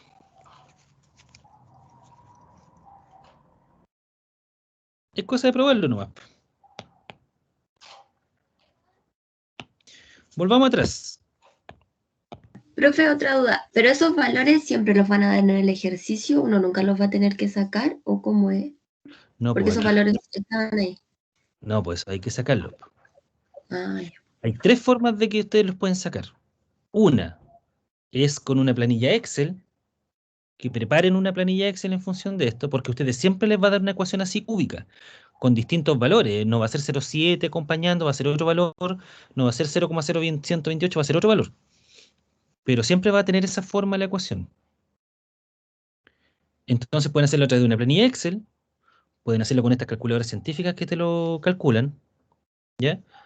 O la parte más tediosa que es iterando, probar valores de I2 hasta que esa sumatoria, esa ecuación te dé cero, ¿cierto? Esas son las tres formas que tienen para poder resolverlo.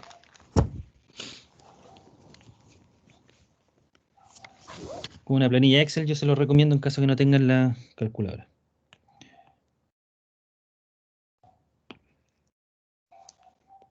Ahí está. Entonces la energía 1 específica es igual a la energía 2 específica más delta Z.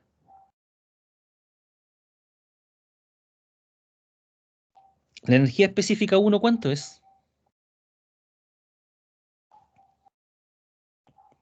¿Cuál es el valor? 0,8 metros. Exacto, ¿cierto? Que eran los 0,78 más los 0,02.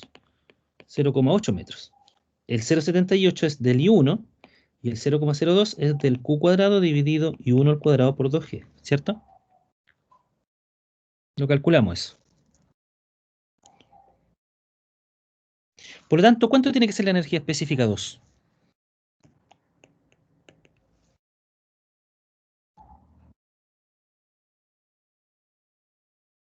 0,7. 0,7, porque va a ser E1 menos delta Z. Eso es 0,8 menos 0,1 metros. O sea, 0,7 metros. Vámonos a dibujar ahora este resultado.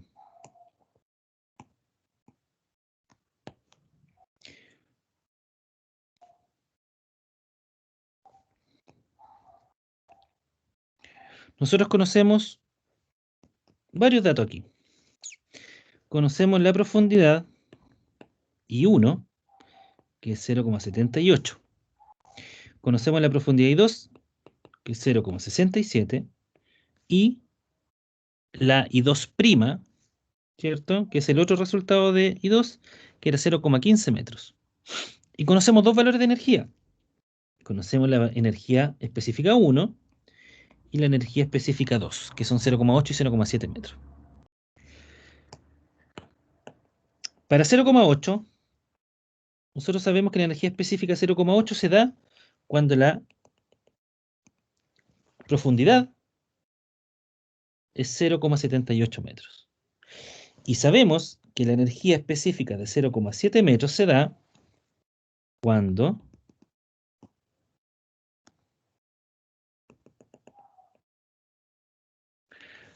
las alturas son 0,67 o 0,15 metros.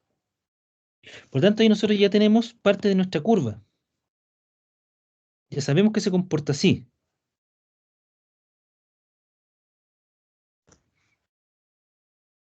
Y que en algún momento hay un cambio en la curva a una cierta altura.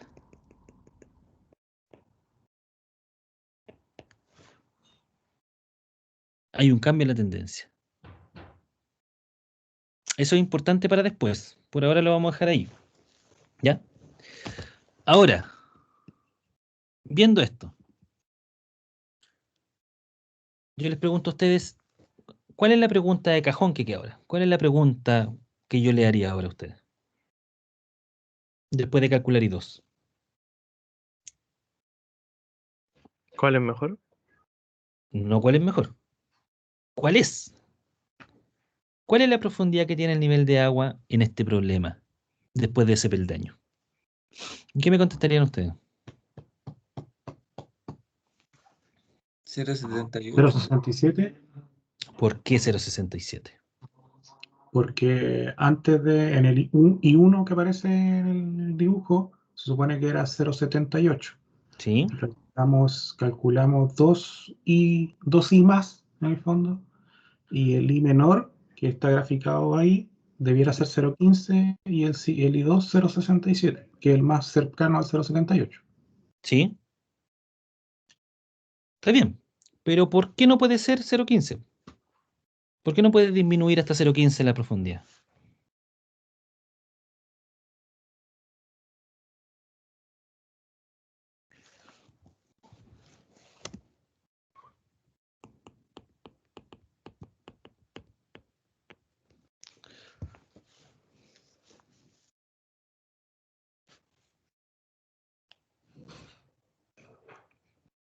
La energía antes del peldaño es 0,8 metros.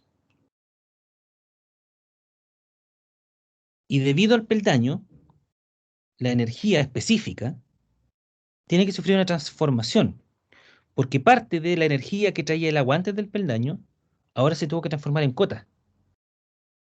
Por tanto, la energía específica del agua en el punto 2 tuvo que disminuir en 10 centímetros su valor de energía, ¿cierto? Ahí está la ecuación. La energía específica 2 es igual a la energía específica 1 menos delta Z. Por lo tanto, el agua disminuyó en ese tramo su energía, que es igual a 0,1 metro, que es el delta Z, que es la diferencia entre las dos energías específicas. Entonces no le queda otra al agua que bajar su profundidad de 0,68 a 0,67 metros. Porque para que pueda llegar a los 0,15 metros, necesariamente el peldaño tiene que ser más grande. Porque esa flecha que yo acabo de dibujar allá, ¿cierto? Tiene que bajar, bajar, bajar, bajar, bajar, pasar por ese punto de cambio de esta curva y ahí llegar a los 0,15 metros. El peldaño tiene que ser de más de 0,1 metro para que se transforme en una altura I2 de 0,15 metros. ¿Cuánto más? Hay que calcularlo. ¿Se entendió?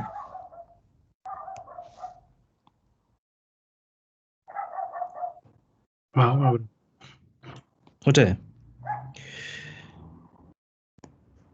Inicialmente, este punto tiene una energía de 0,8 metros a una profundidad de 0,78 metros. Luego, la energía después del peldaño, ¿cierto? Es de 0,7 metros. Que nosotros lo obtenemos claramente, o sea, de la ecuación de abajo. La energía que va a tener el agua después del peldaño va a disminuir en 10 centímetros, porque esos 10 centímetros se tuvo que transformar parte de la energía 1, de la energía específica 1, se tuvo que transformar en cota. Entonces ahí perdió energía específica. Por lo tanto, si nosotros miramos el gráfico, sabemos que la energía 1 tiene que llegar a la energía 2, que está a 10 centímetros más a la izquierda. Por lo tanto, el viaje es desde el punto de energía 1, de 0,78 metros, hasta el punto E2, ¿cierto? Que es el de 0,67 metros. Porque está recorriendo 10 centímetros nomás de viaje, que es el peldaño. Para poder llegar a los 0,15 metros, el peldaño tendría que ser mucho más grande. ¿Cierto? Porque el viaje va a tener que ser aquí la flecha larga que estoy dibujando. Ya no me sirve con que sea 10 centímetros, va a tener que ser mucho más, para poder pasar por este vértice de la curva y luego llegar a los 15 centímetros, a los 0,15 metros de profundidad. Por tanto, en conclusión, solamente mirando el gráfico, inmediatamente ustedes pueden decir que la profundidad que va a tener después del peldaño va a ser 0,67 metros. ¿Por qué? Porque el camino que recorre son 10 centímetros, porque es el peldaño, donde la energía pasa de 0,8 a 0,7 metros. Y el punto que está ubicado a esa distancia próximo es el punto de energía 2,07 metros a profundidad 2, 0,67 metros.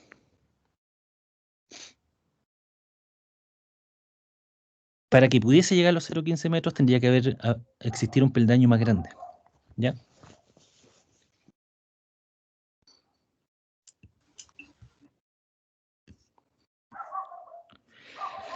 La gráfica de profundidad versus energía específica muestra las dos alturas físicamente factibles para I2, ¿cierto?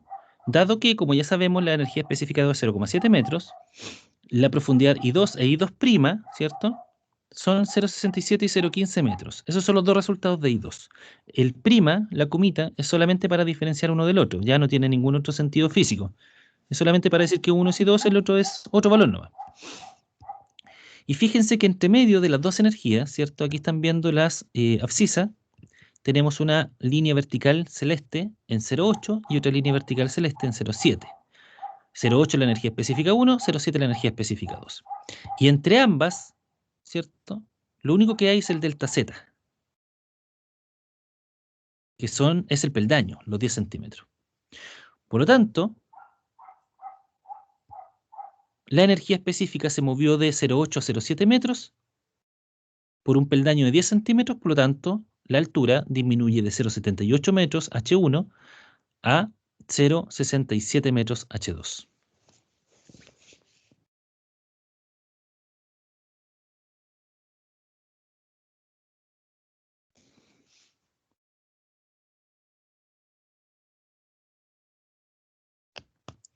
Nosotros nos movemos solamente sobre esta curva porque lo que define a esta curva es el caudal específico. La única forma que varíe el caudal específico es que varíe o el caudal o el ancho. Si nosotros consideramos un canal de prismático recto, ¿cierto? Las características no van a cambiar a medida que se desplace el agua. Por lo tanto, el caudal específico va a ser constante. Y cuando el caudal específico es constante, yo me muevo sobre esta curva. La diferencia al moverme sobre esta curva es que yo aquí es donde me estoy moviendo en el tipo de escurrimiento. El escurrimiento tiene, la forma de escurrir el agua tiene tres posibilidades. Una es a través de un régimen subcrítico, otra es a través de un régimen crítico y otra es a través de un régimen supercrítico.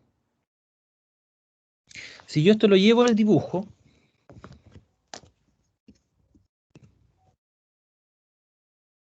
¿te salió esto? El régimen subcrítico también se le denomina régimen de río. Y al régimen supercrítico se denomina régimen de torrente. Denme un segundo que para variar esta cosa falló.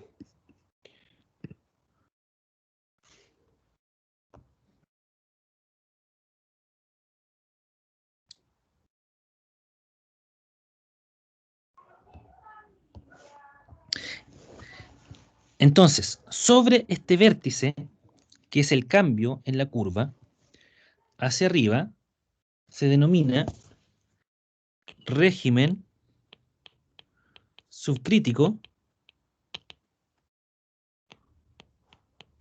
o régimen de río. Y bajo ese punto de inflexión de la curva, se le denomina régimen supercrítico o de torrente. ¿Qué quiere decir que sea un régimen subcrítico? ¿Cómo es el comportamiento de las energías de presión y la energía cinética en un régimen de río subcrítico? En el subcrítico se supone que es mayor la energía de presión que la Ya. energía cinética. Entonces, llevándolo a palabras, ¿cómo se lo explicaría a su mamá a usted? ¿Cómo No sería? no me entendería. Ya, pero ¿cómo sería en palabras sencillas?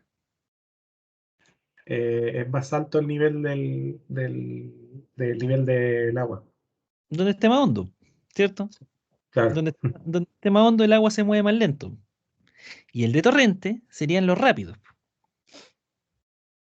donde la corriente es más rápida y el nivel de agua es más bajo. ¿Dónde cruzarían ustedes un río? ¿Donde en espuma o donde ven azul? Donde veo azulito. No, po, porque donde ve azul significa que está viendo el fondo, y si está viendo el fondo significa que hay baja velocidad, y si hay baja velocidad hay Ah, mucha profundidad. ah, Hay que cruzar por donde hay espuma, porque ahí está corriendo el agua rápido y significa que la profundidad es pequeña. Ahí hay que cruzar el río. No sé, los que son más del campo alguna vez han visto cruzar una carreta de bueyes, a donde cruzan.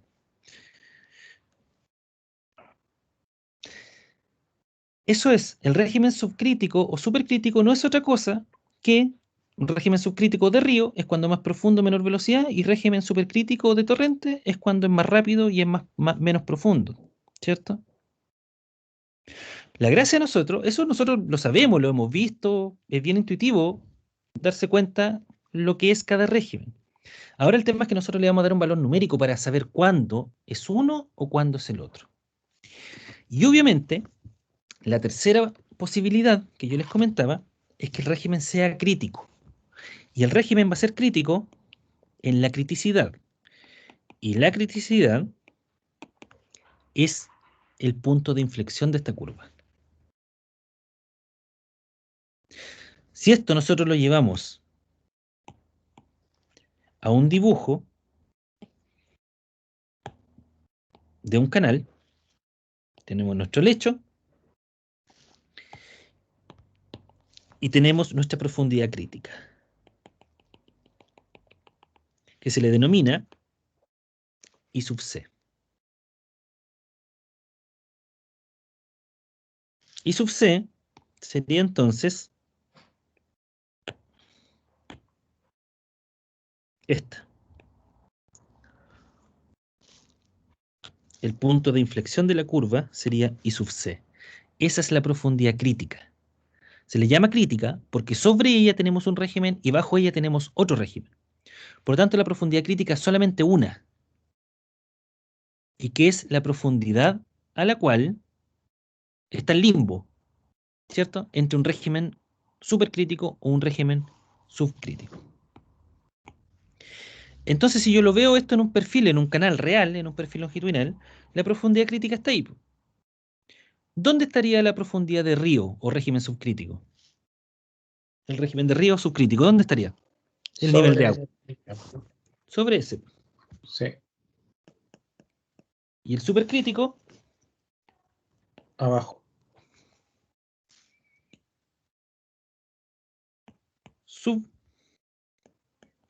super. Como bien lo decía usted, el subcrítico es mayor profundidad, menor velocidad. El supercrítico es menor profundidad, mayor velocidad. Y hay un punto entre medio de esos dos regímenes, que es el limbo que le llamo yo, que es esta línea segmentada, que es la profundidad crítica. ¿Para qué me sirve esto? Como lo vimos nosotros en la clase anterior, supongamos que yo tengo dos pendientes, un canal. Ahí tenemos el control y el cambio pendiente. Es muy distinto el comportamiento. Supongamos que tenemos aquí I sub c, ¿cierto? Que ese es constante. Si el canal es constante y el caudal es constante, I sub c es constante. ¿Ya? Es muy distinto el comportamiento de un canal si es que yo traigo un río aguas arriba y se transforma en un torrente aguas abajo, a el caso contrario. Ahí tenemos I sub c nuevamente. Así yo traigo un torrente aguas arriba y se transforma en un río aguas abajo. Si eso pasa, si se transforma de un torrente a un río, ahí es cuando se produce que se ahogan los tipos que hacen, ¿cómo se llama? Canotaje. Como vieron en el video del hormiguero. Ahí se produce un resalto hidráulico, cuando pasa de torrente a río. Y el resalto hidráulico es una pérdida grandota, local, de energía. Se tiene que producir una pérdida grande para poder pasar de un estado supercrítico a uno subcrítico. Eso es lo que pasa en el video ahí, que ustedes vieron. Se produce un resalto hidráulico, porque el régimen está pasando de un régimen supercrítico a uno subcrítico. ¿Ya? Bueno, aquí está la explicación que yo les decía antes. Al ir de 1 a 2, no pasamos por el daño más alto que los 10 centímetros. Por lo tanto, ya con el gráfico podemos saber que la solución es 67 centímetros, ¿cierto? Porque nos movemos desde la línea vertical celeste 0,8 a la línea vertical celeste 0,7 a una distancia de 0,1 metro. La pregunta es, ¿qué pasaría si hubiese un peldaño de 45 centímetros en este escurrimiento? Fíjense que entre la energía específica 1, que es 0,8 metros, y la energía crítica asociada a la profundidad crítica, es aproximadamente 0,43 metros, no sé, por ahí, de energía específica crítica. Fíjense que la diferencia entre 0,8 y los 0,43, donde está ahí la energía crítica, vamos a ir al dibujo acá, ¿cierto? La energía crítica, aproximadamente para este problema, es 0,43 metros, aproximadamente, ¿cierto? Por dibujo. Después lo vamos a calcular. Y la profundidad crítica es aproximadamente 0,3 metros. ¿Lo están viendo, cierto, en el gráfico? Sí, ¿Se profe. ve? No se ve la pizarra. No, este No, es el... no, mostrando el gráfico de la Ah, vale, diapositiva. vale. ese, ahí. Fíjense que ahí la criticidad en el punto ahí de inflexión, ¿cierto? De este gráfico, más o menos en las abscisas, ¿cierto? En el eje X corta en el 0,43 por ahí, y en las ordenadas, en el vertical, corta aproximadamente en el 0,3 de profundidad. Entonces en la pizarra, ahí está, energía aproximadamente 0,43, profundidad crítica aproximadamente 0,3 metros. Lo vamos a calcular después para ver realmente cuánto es el valor. ¿Ya? Por lo tanto, fíjense, si existiese un peldaño de 45 centímetros, fíjense la diferencia que yo tengo entre la energía 1, que es 0,8 metros, y la energía crítica, que es 0,43. Tengo que es necesario un peldaño de 37 centímetros para que el agua pase al punto 2 con profundidad crítica. Por lo tanto, si yo tengo un peldaño de 45 centímetros, lo que sí va a pasar seguro, ¿qué va a pasar seguro?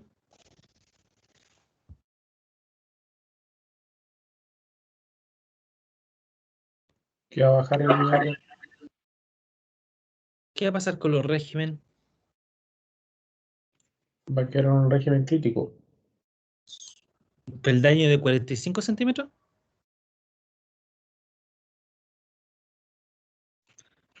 El régimen crítico se da para un peldaño de 37 centímetros, 0,8 menos 0,43. Va a quedar súper crítico. Va Va a a quedar quedar súper crítico. crítico. Estoy inicialmente en un régimen subcrítico a una profundidad. ¿Qué pasó? Ahí sí. A una profundidad de 0,78 metros, estoy en un régimen de río o subcrítico. Y al tener un peldaño de 45 centímetros, yo voy a pasar por acá por mi punto de inflexión, ¿cierto? Voy a pasar por la criticidad y voy a llegar a un régimen supercrítico. O sea, lo que va a pasar es esto. Aquí obviamente hay que agregar el peldaño, sí, pues ahí. Eso es lo que va a pasar. Voy a pasar de un régimen subcrítico, donde I es mayor a I sub C, ¿cierto? La profundidad es mayor a la profundidad crítica. Voy a pasar a un régimen supercrítico, donde I es menor a I sub C. La profundidad es menor a la profundidad crítica. Y si yo esto, que yo le estoy dibujando acá, lo llevan a un modelo de canal, como el video que les subí, va a pasar eso. Esto que yo le estoy dibujando, ustedes lo van a ver en el nivel del agua. Eso así se va a comportar. Si fuese al revés, si paso de un supercrítico a un subcrítico, o sea, al revés de este problema, si voy para arriba, se va a producir un resalto hidráulico.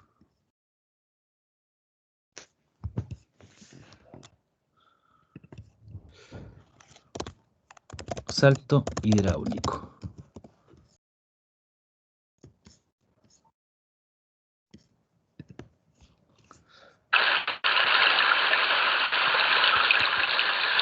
Se los copio en el chat, porque me imagino que aquí lo van a ver ultra lento. Ahí les copio en el chat del video. Y ahí van a ver, en un canal de laboratorio, cómo es un resalto hidráulico.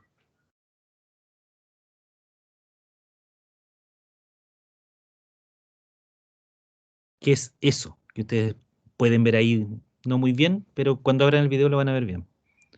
Eso es un resalto hidráulico. Fíjense. Profe, pero por naturaleza, ¿por qué pasa un resalto hidráulico? Por naturaleza, tiene que ver porque hay un cambio.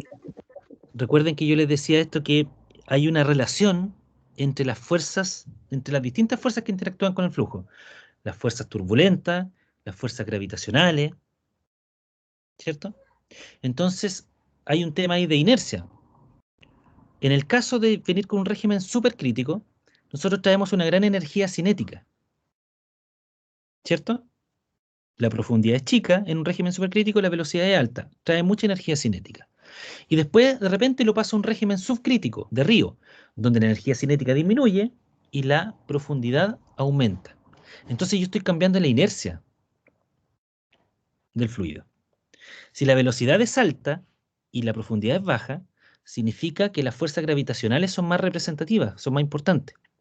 Y después, en un momento, le estoy diciendo, no, cambiáis.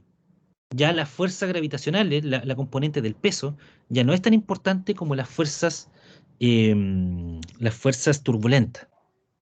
Las fuerzas turbulentas toman relevancia. Entonces, como que yo frene en seco al flujo. Y al frenarlo en seco, como perdió una gran cantidad de energía donde lo frené, al fluido no le queda otra que chocar contra ese impedimento que tengo yo de seguir y va a aumentar la profundidad, a disminuir la velocidad y se va a generar ese vórtice, que es el resalto hidráulico, que es esa tremenda pérdida de energía que se produce ahí. Y fíjense cómo viene antes. Viene rápido, ¿cierto? Y fíjense cómo sale después del resalto hidráulico. Agua más quieta, mayor profundidad.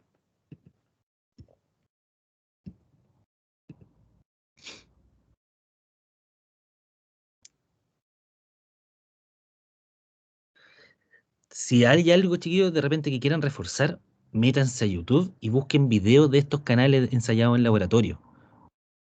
Porque ahí ustedes van a poder, yo no tengo otra herramienta lamentablemente acá que el dibujo, pero acá van a poder ustedes como que están presentes en un laboratorio, les va a servir un montón, ojalá yo hubiese tenido esto cuando estudié, les va a servir un montón para entender lo que yo les estoy contando acá. Así que traten de buscar videos, véanlo, hay harta información en YouTube, que les va a servir harto para reforzar lo que yo les estoy contando aquí, un poco abstracto de repente lo que yo se lo enseño, pero con verlo en laboratorio, al tiro uno empieza a darle ya forma a esto. Véanse ese videito que le subiste, súper bueno. Ahí le muestra lo que es un resalto hidráulico. Y ahí se ve cómo pasa de un régimen supercrítico a uno subcrítico, cómo pierde energía el escurrimiento.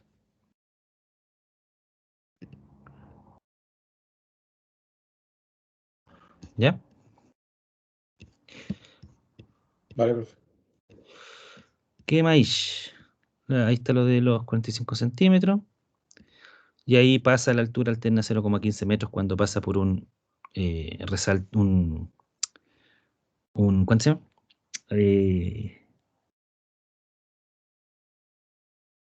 Ay, se me fue. Un peldaño. Cuando pasa un peldaño de 45 centímetros.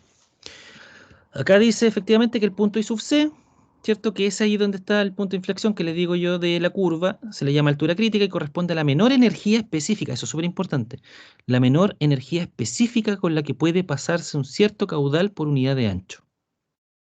¿Ya? O sea, cuando puede pasar un menor caudal específico. Esto es súper relevante porque así como delante hablamos de generar energía hidroeléctrica y maximizar la energía, también hay veces que yo voy a necesitar minimizar la energía. Necesito que el agua vaya con la menor energía posible. ¿Y dónde se produce la menor energía posible?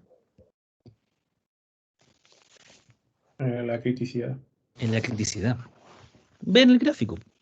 En I sub C se produce E sub C, que E sub C es la menor energía posible que tiene el agua para este problema y para todos, ¿cierto? Si la única diferencia de este con otros problemas que vamos a hacer es que la curva se va a mover más arriba, más a la derecha, más a la izquierda, ¿cierto? Pero eso van a ser todos los cambios. Sigue teniendo la misma forma. Siempre y cuando esto se respeta, esto que ustedes están viendo acá, que yo les he enseñado, esto se respeta cuando tienen un canal prismático recto caudal constante. Y por canal prismático rectangular recto, quiero decir que sea un canal rectangular de ancho fijo B. Ahí pueden utilizar esta curva. Si yo en algún momento aumento el ancho, voy a tener que dibujar una curva sobre esta curva. Pero ahí ya se vuelve más compleja la situación. ¿Ya?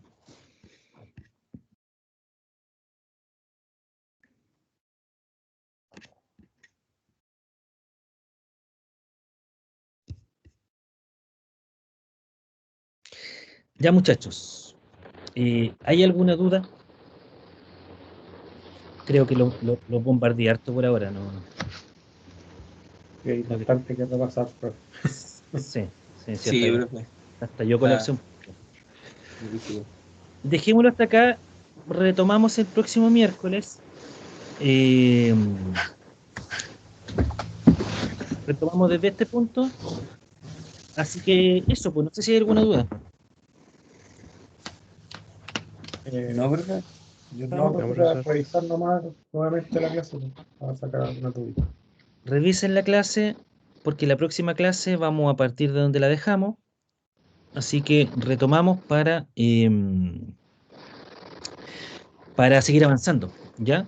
Y vamos a hablar también la próxima clase de las fechas, porque como tuvimos semana de descanso, nos hemos atrasado un poquito, así que nos coordinamos con las fechas para las siguientes evaluaciones, ¿ya? Pero eso lo vemos el próximo miércoles, para que vayamos todos a descansar ahora, ya fue harto lo que vimos hoy día.